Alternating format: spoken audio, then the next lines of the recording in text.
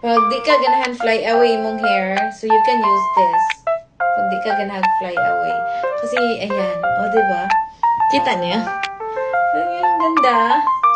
So, let's try this, hair straightening and curler 2-in-1. Ayan, ito yun, 2-in-1. Ito muna itatry natin today kung maganda ba siya. So, I just bought this. Makikita niyo yung unboxing ko on the previous video. So, let's try.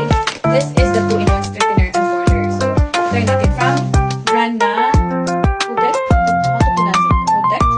Udek? Udek pa? Udek? Ito pala siya. Makikita niyo.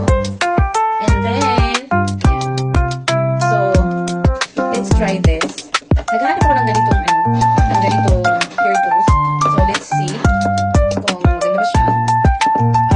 May nabili ako before, pero ang ingay. So, I don't like yung ingay. Hopefully, this one is not. Kasi bubugla kasi yun ng air. So, this one. So, ayan. May ano siya. Digital na ano. So, let's turn it on. Turn it on. Long press.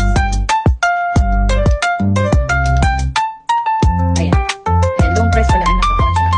180.